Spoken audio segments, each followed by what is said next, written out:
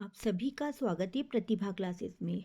आज हम जानेंगे रस की परिभाषा, प्रकार तथा उदाहरण। यहाँ रस की परिभाषाएं बताई गई हैं। रस का शाब्दिक अर्थ है आनंद। हिंदी साहित्य के अंतर्गत साहित्य में रस किसी कविता, कहानी, नाटक आदि को पढ़ने या सुनने से जिस आनंद की अनुभूति होती है उसे रस के रूप में बताया गया है। परिभाषा देख लेते हैं। रस काव्य या साहित्य में वह गुण है जो पाठक या दर्शक को आनंदित करता है। यह एक अलौकिक आनंद है जो पाठक के हृदय में स्थायी भाव को जगाता है। मुख्य बात क्या है?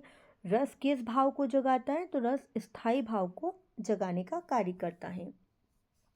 यहाँ हमने कुछ प्रमुख विद्वान हैं उनकी परिभाषाओं को लिया है, जैसे कि भरत मुनि। भरत मुनि संस्कृत साहित्य के प्रकांड विद्वान माने जाते हैं। इनके जो रचना या शास्त्र का नाम है नाट्य शास्त्र। नाट्य शास्त्र नामक रचना में भरत मुनि जी ने रस की परिभाषा दी है। उनके आधार पर विभाव, अनुभाव और संचारी भाव के संयोग से रस की उत्पत्ति होती है। इसी प्रकार से आचार्य विश्वनाथ जी ने अपने ग्रंथ साहित्य दर्पण में रस की व्याख्या करते हुए कहा है, वाक्यम रसात्मकम काव्यम। ये जो पंक्ति है बच्चों अति महत्वपूर्ण है। कई बार प्रतियोगी परीक्षाओं में पूछी गई है कि वाक्यम रसात्मकम काव्यम किसने कहा है? तो रस युक्त वाक्य ही काव्य है। ये जो परिभाषा है विश्वनाथ प्रसाद जी ने दी है। अगले जो आचार्य हैं वो आचार्य मम्मट। इनने अपने ग्रंथ काव्य प्रकाश, अब काव्य प्रकाश ग्रंथ किसका है? आचार्य मम्मट का। इनने रस को परिभाषित करते हुए रस को आस्वाद कहा है, जिसका अर्थ बताया है चखना या अनुभव करना। अब हम जान लेते हैं रस के प्रमुख प्रकार। रस के प्रमुख प्रकार है श्रृंगार रस, जहाँ प्रेम, सौंदर्य और आकर्षण का भाव होता है। हास्य रस, हंसी, विनोद या खुशी का भाव होता है। करुण रस, दुख, पीड़ा या शोक का भाव होता है। रौद्र रस, गुस्सा, क्रोध या आक्रोश का भाव होता है। वीर रस, वीरता, साहस या पराक्रम का भाव होता है। भयानक रस, डर, भय और आतंक का भाव होता है। विभत्स रस, घृणा, ग्लानि या वितृष्णा का भाव होता है। अद्भुत रस, आश्चर्य, विस्मय या अचरज का भाव होता है। शांत रस, शांति, संतोष या वैराग्य का भाव होता है। भक्ति रस, ईश्वर के प्रति प्रेम और अनुराग का भाव होता है। जहाँ इस प्रकार के भाव उत्पन्न होते हैं वहाँ इन रसों की उत्पत्ति या मानी जाती है। जैसे कि हम कह सकते हैं किसी कविता को पढ़कर, सुनकर जो आनंद की अनुभूति होती है वही रस है। जैसे कि जब हम कभी वीर रस से परिपूर्ण रचना को या कविता को पढ़ते हैं तो हमारे मन में कौन सा भाव जागृत होगा बच्चों? वीरता का भाव, या हमारे मन में वीर रस उत्पन्न होगा। अब यहाँ हमने महत्वपूर्ण प्रमुख रसों को लिया है तथा उनके स्थायी भावों को रखा है। जैसे कि विभत्स्य रस, इसका स्थायी भाव क्या है? घृणा या जुगुस्सा। ये महत्वपूर्ण है, कई बार प्रतियोगी परीक्षाओं में पूछा गया है कि विभत्स्य रस का स्थायी भाव क्या है। हास्य रस, इसका स्थायी भाव हास्य है। करुण रस, इसका स्थायी भाव शोक है। रौद्र रस, इसका स्थायी भाव क्रोध है। वीर रस, इसका स्थायी भाव उत्साह है। भयानक रस, इसका स्थायी भाव भय है। श्रृंगार रस, इसका स्थायी भाव रति है। अद्भुत रस, इसका स्थायी भाव आश्चर्य है। शांत रस, इसका स्थायी भाव निर्वेद है। और भक्ति रस, इसका स्थायी भाव अनुराग, देव या रति माना गया है। जहाँ मैंने यहाँ पर गोले बनाए या अंडरलाइन किया है, इनको कई बार प्रतियोगी परीक्षाओं में स्थायी भाव के तौर पर पूछा गया है। अब हम जान लेते हैं रस के प्रमुख अंग कौन कौन से हैं, अर्थात रस की उत्पत्ति या निष्पत्ति किनके आधार पर की जाती है। जैसे कि रस की निष्पत्ति के लिए आवश्यक है स्थायी भाव, संचारी भाव, विभाव और अनुभाव। अब यहाँ इनको पूरी तरह से व्याख्यायित कर हम पढ़ते हैं। स्थायी भाव होते क्या हैं? स्थायी भाव किसी भी व्यक्ति विशेष के मन में स्थायी रूप से जो भाव विद्यमान होते हैं उसे स्थायी भाव कहते हैं। जैसे कि कोई काव्य या नाटक जब हम पढ़ते हैं, शुरुआत से अंत तक जो भाव स्थायी रूप से उसमें विद्यमान होगा वह भाव क्या कहलाएगा? स्थायी भाव कहलाएगा। यहाँ रसों की संख्या 9 है, तो स्थायी भावों की संख्या भी कितनी मानी गई है? 9 मानी गई है। अब हम बात करते हैं विभाव किसे कहते हैं। जिस वस्तु या व्यक्ति के प्रति हमारा जो भाव प्रकट होता है उसे क्या कहते हैं, विभाव कहते हैं। जैसे कि हमने ईश्वर की मूर्ति को देखा और हमारे मन में क्या भाव आया, भक्ति। तो जो हमारा स्थायी भाव क्या हो गया, भक्ति विषयक रति का भाव उसमें उत्पन्न हो गया। अब विभाव के कितने प्रकार होते हैं, विभाव दो प्रकार के होते हैं, एक आलंबन और दूसरा उद्दीपन। अब आलंबन किसे कहेंगे, जिसके कारण हमारे हृदय में स्थायी भाव उत्पन्न होता है उसे क्या कहेंगे, आलंबन। जैसा कि हमने यहाँ उदाहरण लिया है बच्चों, जैसे कि हमने किसी ईश्वर की मूर्ति को देखा। अब ईश्वर की मूर्ति ने हमारे लिए क्या कार्य किया, आलंबन का कार्य किया। मतलब कि उसको देखकर हमारे हृदय में स्थायी भाव कौन सा जागृत हो गया, भक्ति विषयक रति। उद्दीपन, जैसे कि भावों के उद्दीप्त करने वाली कार्यों को या वस्तुओं को उद्दीपन कहते हैं। जैसे कि ईश्वर का कीर्तन करना, भजन करना, आरती करना या ध्यान लगाना, ऐसी जो बाहरी हमारी शारीरिक चेष्टाएं होती है वो क्या कहलाती है, आलंबन को जो उद्दीप्त करती है, ऐसे भाव उद्दीपन के भाव कहलाते हैं। अब नेक्स्ट बात करते हैं अनुभाव किसे कहते हैं। आलंबन की चेष्टाएं उद्दीपन के अंतर्गत मानी गई हैं, जबकि आश्रय की चेष्टाएं अनुभाव के अंतर्गत मानी गई हैं। आजकल परीक्षाओं में इन जो परिभाषाएं मैंने बताई है, उद्दीपन, आलंबन या अनुभाव, विभाव की, इनको एज इट इज़ ऐसे ही परिभाषाओं को भी दिया जाता है और पूछा जाता है कि किसकी परिभाषा मानी जाती है। तो कहीं हमसे पूछे कि आलंबन की चेष्टाएं उद्दीपन के अंतर्गत मानी जाती हैं, जबकि आश्रय की बाह्य चेष्टाएं किसके अंतर्गत आती हैं, तो वह अनुभाव के अंतर्गत मानी गई हैं। अब नेक्स्ट जो अंग है रस का, वो है संचारी भाव या व्यभिचारी भाव।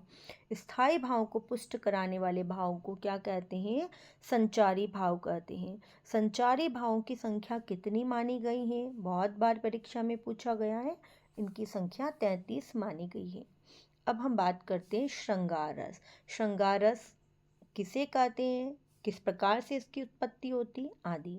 श्रृंगार रस को रसराज भी कहा गया है। इसमें नायक नायिका के मिलन और विरह की स्थिति बताई गई है। अब इसमें दो भेद माने गए, संयोग श्रृंगार और वियोग श्रृंगार।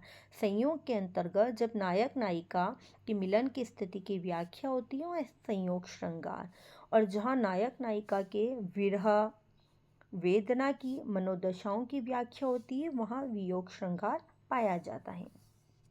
अब बात करते हैं हम हास्य रस। किसी व्यक्ति की अनोखी विचित्र वेशभूषा, रूप, हाव भाव को देखकर या सुनकर हास्य भाव जागृत होता है, वहाँ हास्य रस कहलाता है। जैसे कि यहाँ उदाहरण दिया गया है, ये उदाहरण है बिहारी जी का। बतरस लालच लाल की मुरली धरी लुकाई, सोह करे मोहिनी हंसे देन कहे नटी जाए। यहाँ कृष्ण की मुरली को छिपाने, उसे मांगने पर हंसने और मना करने के लिए हास्य रस उत्पन्न होने का भाव बताया गया है। नेक्स्ट है करुण रस। प्रिय वस्तु या व्यक्ति के समाप्त या नाश होने पर या दूर चले जाने पर भाव जो हमारे हृदय में उत्पन्न होता है वह शोक का भाव होता है, और यहाँ करुण रस की उत्पत्ति या निष्पत्ति होती है। जैसे कि अभी तो मुकुट बंधा था माथ, हुए कल ही हल्दी के हाथ, खुले भी न थे लाज के बोल, खिले थे चुंबन शून्य कपोल, हाय रुक गया यही संसार, बना सिंदूर अनल अंगार। ये जो पंक्तियाँ हैं श्री राम जी के वन गमन के जो प्रसंग है उस पर आधारित है, और यहाँ करुणा का भाव उत्पन्न हो रहा है, इसलिए यहाँ क्या है, करुण रस की निष्पत्ति होती है। नेक्स्ट है वीर रस। युद्ध, शौर्य, पराक्रम वाले कार्यों में के कारण हृदय में जो उत्साह का भाव उत्पन्न होता है वहाँ वीरस की निष्पत्ति होती है। जैसे कि हे सारथे, हे द्रोण क्या देवेंद्र भी आकर अड़े, हे खेल क्षत्रिय बालकों का व्यूह भेदन कर लड़े, मैं सत्य कहता हूँ सखे सुकुमार मत जानो मुझे, यमराज से भी युद्ध में प्रस्तुत सदा जानो मुझे। यहाँ पर श्री कृष्ण जी के अर्जुन से कहे गए शब्दों में वीर रस उत्पन्न होता है। अब वीर रस के कितने भेद बताए गए हैं? 4 प्रमुख भेद बताए गए हैं। हाल ही की कुछ परीक्षाओं में वीर रस के भेद भी पूछे गए हैं। कौन कौन से? युद्धवीर, दानवीर, धर्मवीर और दयावीर। अब बात आती है भयानक रस की। जब हमें भयावह वस्तु, दृश्य, जीव, व्यक्ति को देखने, सुनने या स्मरण करने से भय नामक भाव प्रकट होता है, वह भयानक रस कहलाता है। जैसे कि उदाहरण लिया यहाँ, नभ ते झप टत बाज लखी, भूलियो सकल प्रपंच, कंपित तन व्याकुल नयन, लावक हिलियो नरंच। इन वाक्यों में वातावरण में अचानक बदलने और शरीर में कंपन और आंखों में व्याकुलता के भाव के द्वारा भयानक रस बताया गया है। नेक्स्ट है रौद्र रस। जिस स्थान पर आचार्यों की निंदा, देशभक्ति का अपमान होने पर वहाँ शत्रुओं से प्रतिशोध का भाव, क्रोध स्थायी रूप से उत्पन्न होता है, वहाँ रौद्र रस विद्यमान होता है। जैसे कि यहाँ उदाहरण लिया गया है और ये बहुत बार परीक्षाओं में पूछा गया उदाहरण भी है कि इस उदाहरण में कौन से रस व्याप्त हैं। श्री कृष्ण के सुनवचन, अर्जुन क्रोध से जलने लगे, सब शोक अपना भूल कर करतल युगल मलने लगे, संसार देख अब हमारे शत्रु रण में मृत पड़े, करते हुए घोषणा वे हो गए उठकर खड़े, उस काल मारे क्रोध के तनकाप ने उनका लगा, मानो हवा के जोर से सोता हुआ सागर जला। महत्वपूर्ण पंक्तियों को ही लिया है हमने, जो कि कई बार प्रतियोगी परीक्षाओं में पूछी गई है। इन पंक्तियों में कृष्ण की निंदा और अपमान सुनकर श्री कृष्ण की निंदा और अपमान सुनकर कृष्ण में रौद्र और क्रोध की उत्पत्ति बताई गई है। नेक्स्ट है विभासी रस। घृणित दृश्य को देखने सुनने से मन में एक नफरत का भाव जागृत होता है, वहाँ विभत्सी रस पाया जाता है। जैसे कि कुछ पंक्तियाँ यहाँ लिए, रक्त मांस के सड़े पंख से उमड़ रही हैं, महाघोर दुर्गंध, रुद्ध हो उठती श्वासा, तेर रहे गल अस्थि खंडशत, रुंड मुंडत हत, कुस्मित क्रमी संकुल करदम में महानाश के। यहाँ पर मांस, दुर्गंध आदि के कारण उठी नफरत के भाव को विभत्सी रस के रूप में बताया गया है। नेक्स्ट है अद्भुत रस। जब हमें कोई आश्चर्यजनक कार्य करते हुए दिखाई देता है या हम कर लेते हैं, वहाँ अद्भुत रस पाया जाता है। जैसे कि यहाँ उदाहरण दिया है, ये भी बहुत बार परीक्षाओं में पूछा गया है। एक अचंबा देखा रे भाई, ठाड़ा सी चरावे गाई, जल की मछली तरुबर ब्याई, पकड़ी बिलाई मुर्गे खाई। ये कबीरदास जी की पंक्तियाँ यहाँ पर ली गई हैं। यहाँ पर मछली के अद्भुत कार्यों की और संकेत किया गया है, बताया गया है, मतलब कि यहाँ अद्भुत रस विद्यमान है। नेक्स्ट बात करते हैं शांत रस। वैराग्य भाव के उत्पन्न होने पर या संसार से असंतोष होने पर जिस रस की उत्पत्ति होती है, वहाँ शांत रस पाया जाता है। जैसे कि बताया है, बुद्ध का संसार त्याग, क्या भाग रहा हूँ भार देख, तू मेरी और निहार देख, मैं त्याग चला निस्सार देख। यहाँ पर बुद्ध के संसार त्यागने से उत्पन्न रस को शांत रस के रूप में बताया गया है। नेक्स्ट है वात्सल्य रस। शिशुओं के सौंदर्य, उनकी क्रियाकलापों को देखकर मन में जो भाव जागृत होता है, वह वात्सल्य रस कहलाता है। जैसे कि महत्वपूर्ण पंक्तियाँ हैं, यशोदा हरि पालनो झुलावे, हलरावे दुलरावे, जोई सोई कछु कुछ गावे, जसुमति मन अभिलाषा करे, कब मेरो लाल घुटरनु रेंगे, कब धरती पग द्वेग धरे। नेक्स्ट है भक्ति रस। जब आराध्य देव के प्रति, भगवान के प्रति हम अनुराग रति का भाव उत्पन्न करते हैं या भजन कीर्तन में लीन हो जाते हैं, ऐसी स्थिति में भक्ति रस उत्पन्न होता है।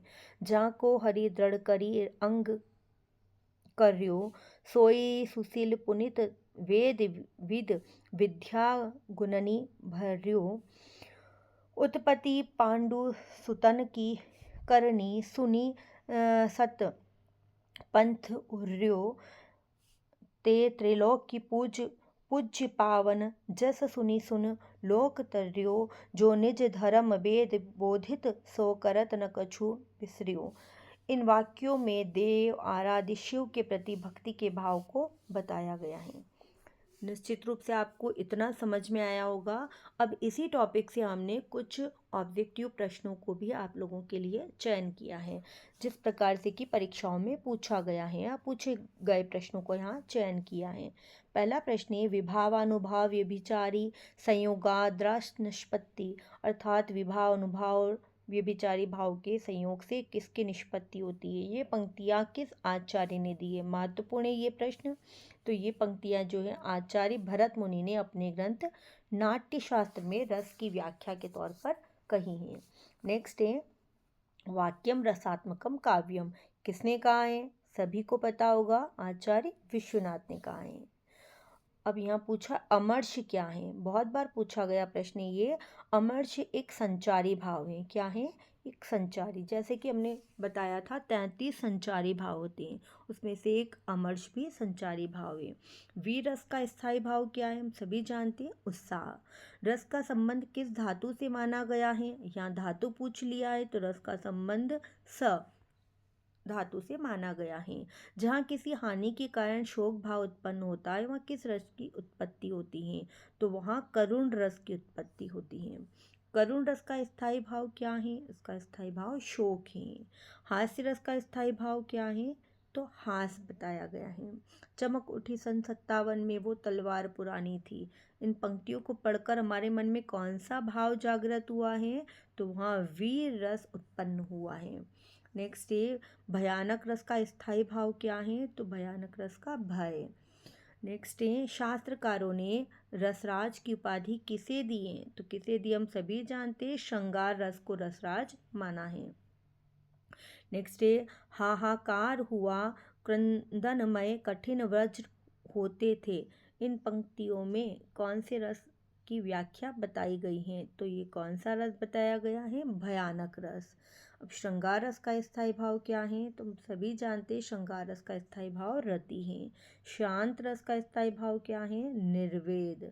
जुगुस्सा किस रस का स्थायी भाव है, तो किस रस का है, विभत्स्य रस का। इस प्रकार से आप लोगों को ये वीडियो समझ में आया होगा, पसंद आया होगा। यदि आपको वीडियो पसंद आया है तो इसे लाइक शेयर और सब्सक्राइब ज़रूर करना। धन्यवाद।